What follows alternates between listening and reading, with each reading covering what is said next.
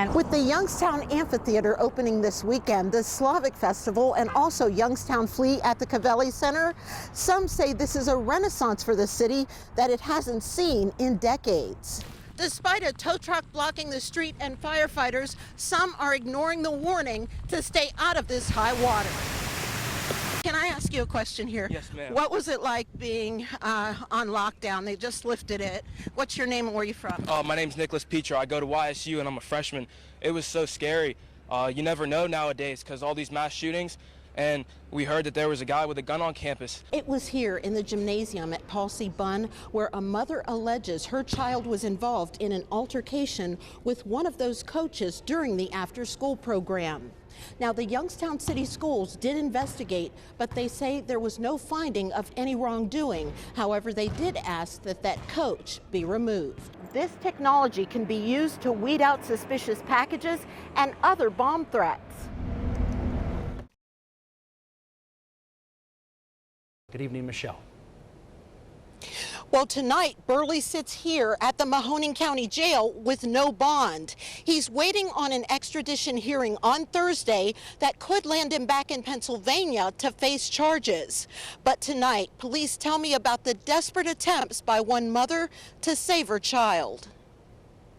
The body of 8-year-old Mark Mason is found inside this High Street home. The child was allegedly murdered at the hands of his mother's 43-year-old boyfriend, Keith Burley. Friends and neighbors are horrified. how does any normal person hurt a little boy? My thoughts and prayers are out to the family. State police tell us this all started in a car as the murder victim's mother and her boyfriend, a parolee, were arguing over a cell phone. This Newcastle fire station is where the child's mother pulled over, honking her horn in a desperate attempt for help. There was a female here. She had bruises on her head, face. She said her boyfriend beat her up. At that point, Burley took off from the fire station in the victim's car, allegedly kidnapping her 2 children inside. He took them to the High Street home where at least 2 other children witnessed Burley put the 8-year-old boy in a headlock. And they tell investigators Burley said, "Die, die," as he repeatedly stabbed the child.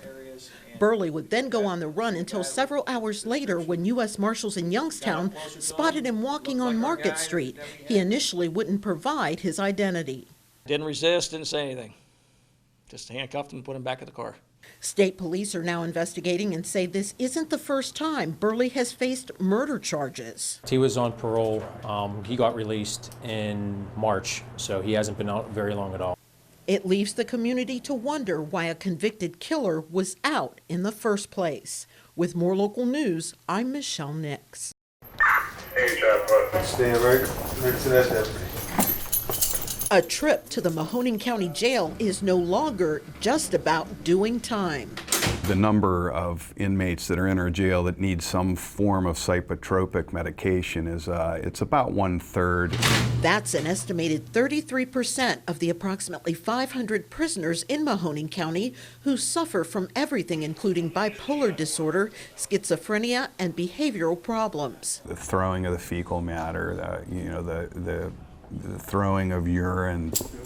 Issues often transforming corrections officers and the 24/7 medical staff into social workers. We are the biggest mental health hospital in Mahoning County, and that's unfortunate. Unfortunate, but necessary after so many mental hospitals like Woodside Receiving in Youngstown closed back in 1996. Now to have a program. That's why Sheriff Green and the Mental Health and Recovery Board started and have received statewide accolades for the IROCS program, Incarceration Release Offender Coordinated Services, a mental health program possible because of a grant, and the sheriff says it's working. And what we do is we try to stabilize their medications, we get them counseling, we get them group counseling when they're here, and the biggest thing is really preparing them for re-entry back out into society. They'll be waiting to go upstairs. The first step, pre-screening prisoners during the booking process to ensure their health and safety while in jail, and hopefully stop them from becoming repeat offenders when they're out. Any other injuries or illnesses? If you say yes to any of those,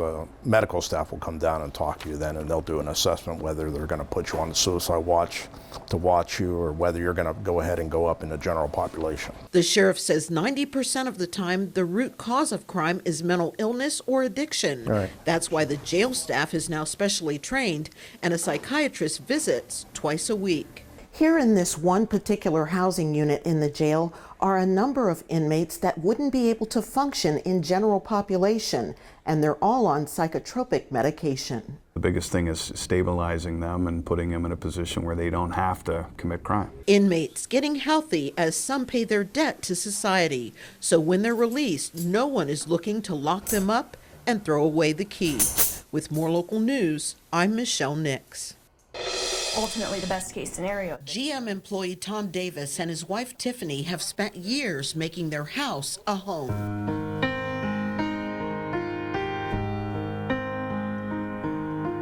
We've been here for close to 14 years.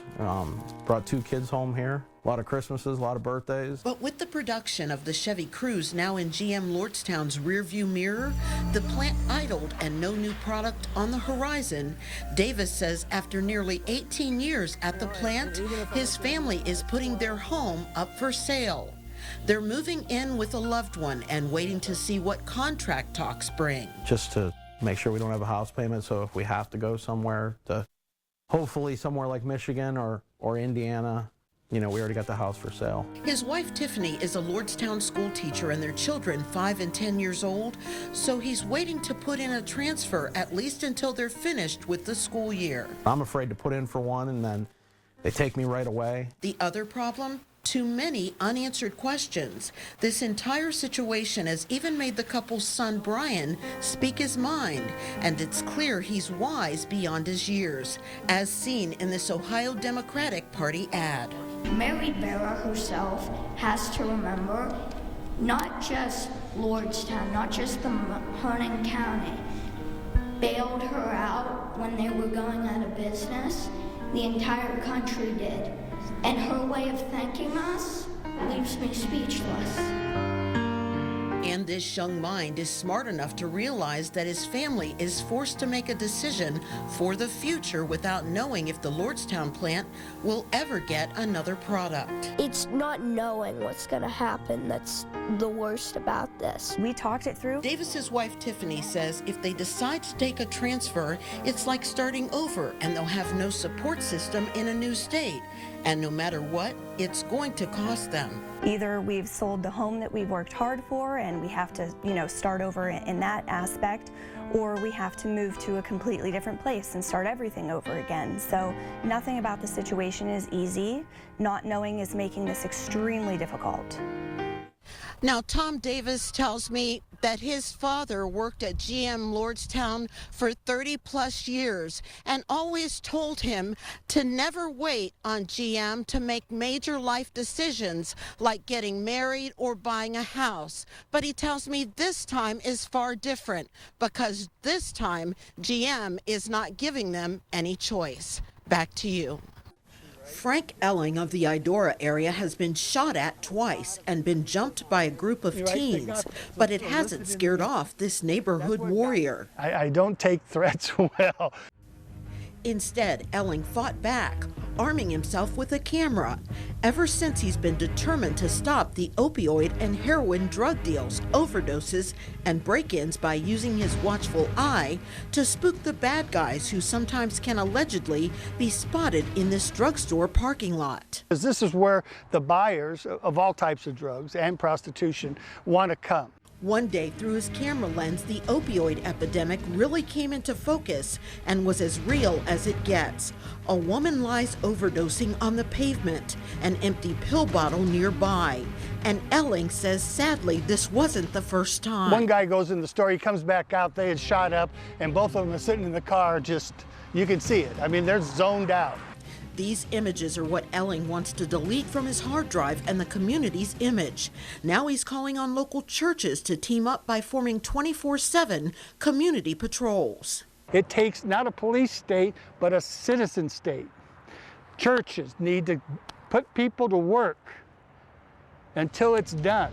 Jeff Solik, the commander of the Mahoning Valley Drug Task Force, agrees, saying no one knows a neighborhood better than those who live in it.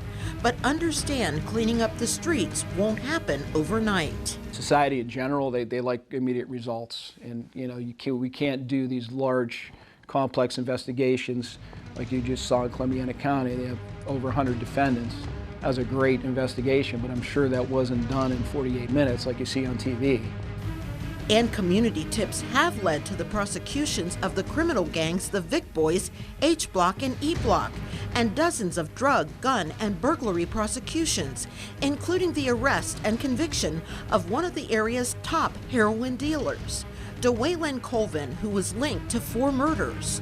With more local news, I'm Michelle Nix. Did you vote for me? I did. Hubbard Senior Preston Allen is gifted when it comes to his personality. He's the king of the hallways and could be crowned king of the school. He's great.